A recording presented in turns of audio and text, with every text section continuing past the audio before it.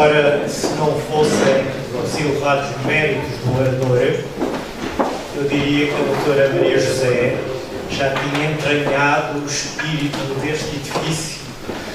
Nós até aqui há um ano e tal atrás tínhamos aqui uma congregação residencial, uma instituição, e antes tínhamos outra, que era do Louvor a Deus, e tivemos cá, nessa congregação, uma irmã, que era a irmã Dorinda, que tinha uma estratégia muito própria. Quando na missa havia leituras com nomes revezadíssimos, era sempre eu a vítima que ia fazer essa leitura. A doutora Maria José, aqui, acho que usou da mesma estratégia, porque o currículo do professor doutor Miguel Taim Guzmán é um currículo de alto gabarito, mas é dele, mas quer dizer, o palavreado vem mostrar a elevada e sólida formação que o professor Taim tem, proveniente dos mais variados espaços. E se não, vejamos. Atualmente, claro, é catedrático de História da Arte na Universidade de Santiago de Compostela, é o diretor da Cátedra Institucional do Caminho de Santiago, a quem devemos este extraordinário também, e das peregrinações da Universidade de Santiago de Compostela desde 2019. Foi o fundador e é co-diretor do curso de verão Leciones Jacobeas Internacionais da Universidade de Santiago de Compostela desde 2017. E as suas áreas de trabalho, as suas investigações, giram à volta do património histórico do Caminho de Santiago, da Catedral de Santiago, da cidade de Compostela, da peregrinação e agora vem a coisa boa. Foi bolseiro do Kunsthistorisches Institut de Florença, Firenze, del Max Planck Institute, do Villa Itati de University of Harvard, do Brandenburg Research, não sei porque é que este não sabe estar em alemão também, Research Academy and International Network, da Marie Curie Fellowship, mas cá está, Brandenburgische Technische Universität, e do Instituto for Pilgrimage Studies da Universidade William and Mary. A ver, professor, estas coisas que a doutora Maria José arranja. Agora ainda temos mais a nata da nata. Das publicações, claro que é apenas uma breve seleção. A cidade de Santiago de Compostela, segundo os irmãos Juan e Pedro Fernandes de Juan. A Medici Pilgrimage, portanto, isto é plurilingue. The Devotional Journey of Cosimo III to Santiago de Compostela. E depois ainda, claro, tínhamos de acabar em grande, The Baroque Renovation of the Cathedral of Santiago de Compostela, from an emolution of the Basilica of St. Peter to a new monumentality. Publicada onde? Große Bauen. Große Baustellen aus kulturgeschichtlichen Phänomenen. Professor, tenha a bondade,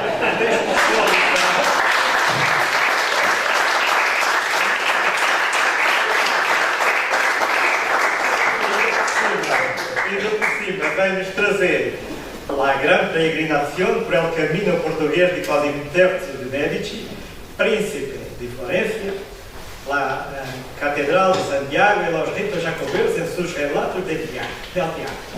Venga, papá. Muchas gracias, profesor Manuel Ferro, por esta espléndida presentación. Voy a venir muy a menudo, si presentáis.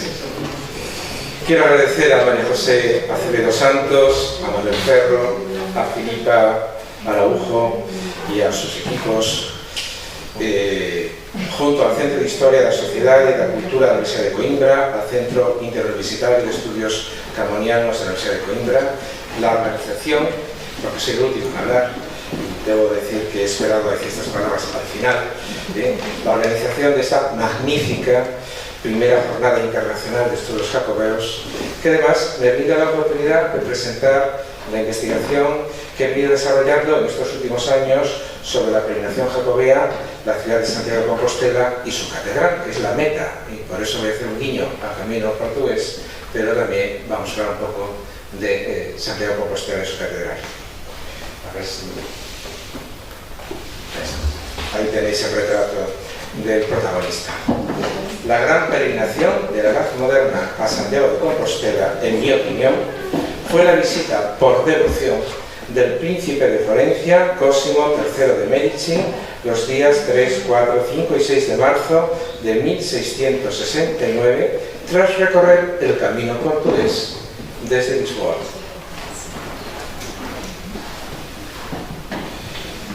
Como corresponde al gran príncipe heredero del Gran Ducado de Toscana, viene a Santiago como una pequeña corte de unas 27 personas, integrada por nobles, por sirvientes y por un chef francés, pues Cosimo es un peregrino al que le encanta comer y comer bien.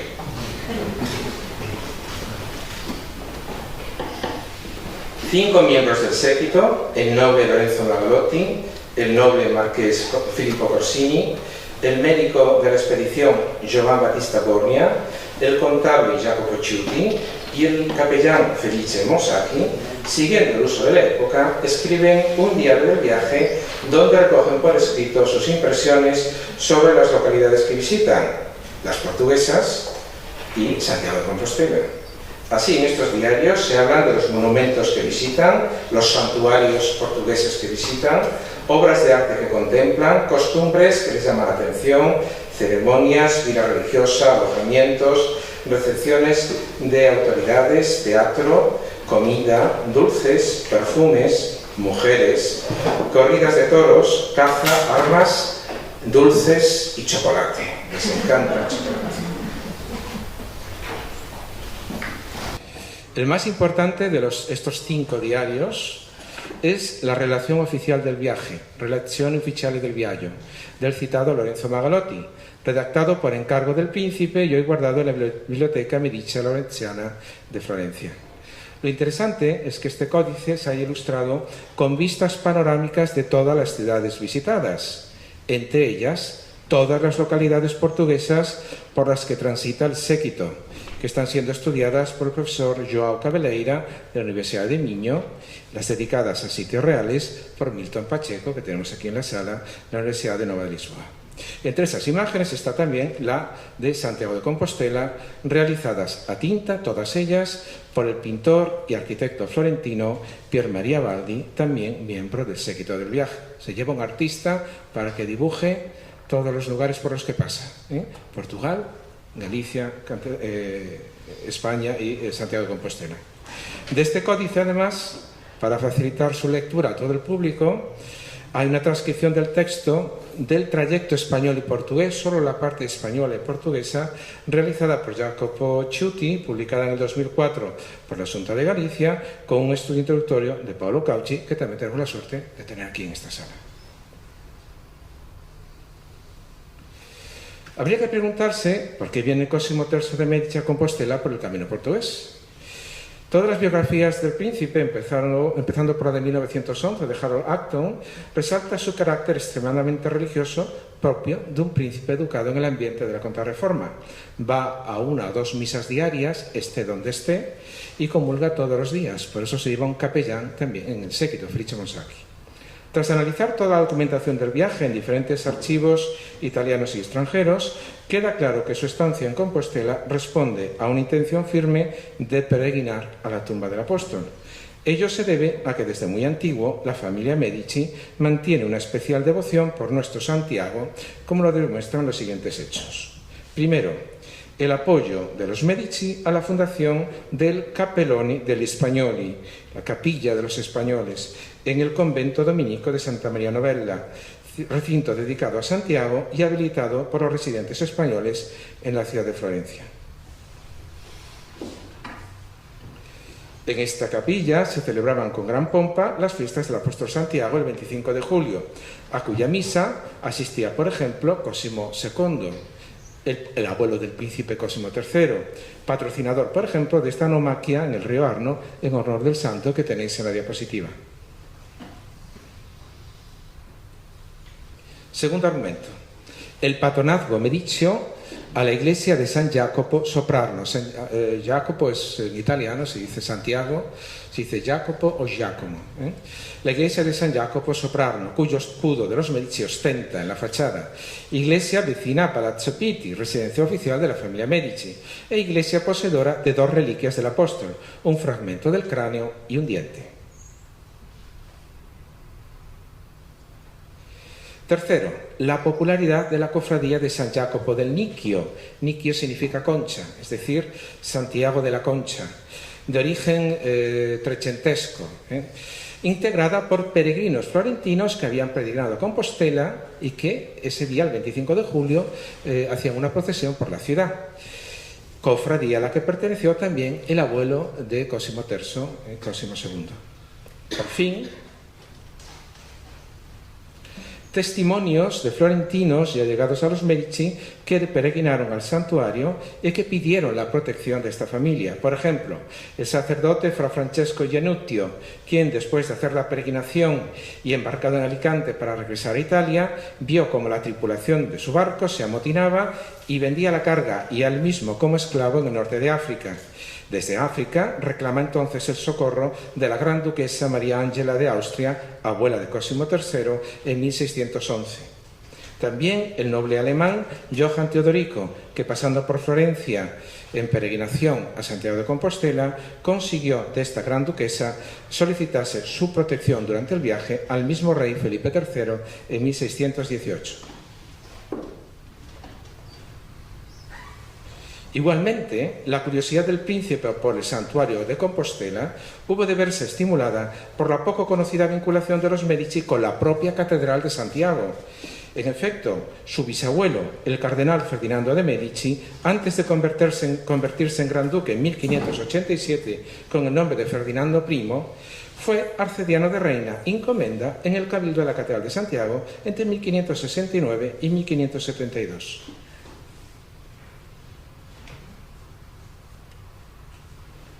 También debe considerarse una muestra de la devoción jacobea de Cosimo III sus visitas a otros santuarios vinculados con la tradición jacobea durante el viaje por España y Portugal. Me refiero, en primer lugar, a la Capilla del Pilar en Zaragoza, que en la relación oficial se dice construida por mano de Santiago Apóstol. El Sacromonte de Granada, donde Cosimo entra en la capilla donde, según la tradición, Santiago ofició su primera misa en España. El convento de Santa Clara en Coimbra, donde el príncipe vio el cuerpo santo de la reina Isabel de Portugal y besó el bordón con el que peregrinó a Compostela en 1525. Ahora no me voy a equivocar. 1325. La devoción jacobea de Cosimo III también se demuestra en la generosa ayuda económica que presta en Lisboa a los peregrinos del apóstol. Tenemos documentada a un peregrino florentino que retorna a casa y con el que se entrevista en Lisboa durante su estancia en la ciudad, personaje que le informaría de su experiencia, de las condiciones del viaje y del santuario gallego. También en la mucha correspondencia que hay en el Archivio di Stato dirigida al príncipe, escrita por eclesiásticos, monjes, nobles y miembros de las casas reales europeas, también de Portugal, llaman siempre en esa correspondencia a este viaje peregrinación. Por ejemplo, la propia reina de España, Mariana de Austria, le escribe una carta el 26 de enero de 1669 tras saber que Cosimo ha llegado a Badajoz.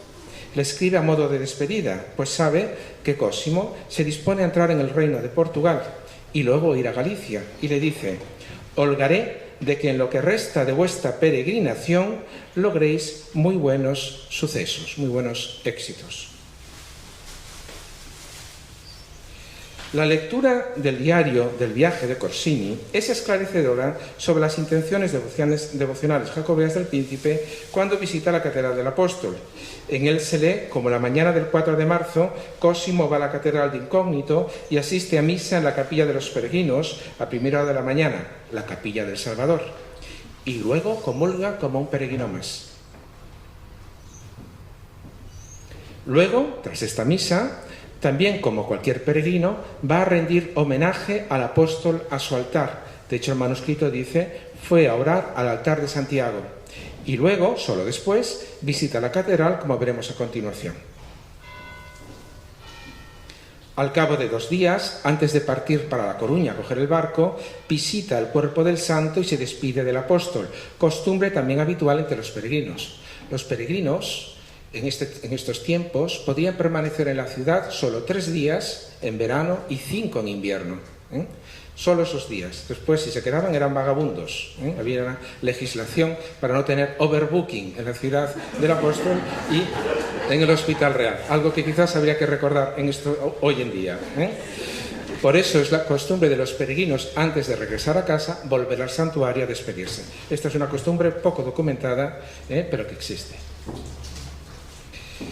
Visitemos ahora la Catedral de Santiago con el Príncipe el citado 4 de marzo, fijándonos en aquellos aspectos de la basílica que llamaron su atención. ¿Qué llamó la atención del santuario a este príncipe del siglo XVII, educado en el ambiente de la Contrarreforma? Dado que Cosimo se hospeda en el convento de San Agustín, hubo de dirigirse a la catedral por las actuales calle de San Benito, Plaza de Cervantes, Rúa de la Azabachería y Plaza de la Azabachería. La referencia de Magalotti a los talleres tiendas compostelanos de Azabache y a su producción de figuritas del apóstol y otros santos confirma tal recorrido. Él escribe, lo traduzco al castellano: en Compostela se utiliza una cierta piedra negra que se extrae en algunas montañas cercanas a Villaviciosa, en Asturias, para tallar figuritas de Santiago. En una de estas tiendas adquiriría Cosimo este espectacular azabache del apóstol Santiago como peregrino, que veis en la diapositiva, adorado con una pareja de peregrinos, a la izquierda, a un lado la mujer, al otro lado el hombre, descubierto recientemente en las colecciones mediceas de Florencia. Hace unos años que la localicé, la tenían mal catalogada y ya por fin es conocida. Luego Cosimo, como cualquier otro peregrino y siguiendo la tradición, entró en la catedral por la puerta de la azabachería, entonces todavía la fachada medieval que tenéis en la diapositiva, bajando a continuación las escaleras interiores de 7 peldaños que tenéis en la foto de la derecha. El diario de Magalotti describe el edificio con mucha lucidez al analizar la planta como la típica de un santuario de peregrinación a la francesa, una cruz latina con deambulatorio en torno al altar mayor y 3 naves en cada uno de los brazos. Tal tipo de planta permite la circulación fluida de los peregrinos por las naves laterales. Si Cosimo entra por la azabachería, puede recorrer todo el templo siempre por las naves laterales, sin molestar. Por las naves laterales el deambulatorio, sin molestar al culto en las naves centrales y el altar mayor presidido por la imagen del apóstol. Así, según los diarios, Cosimo visita la zona del transepto norte,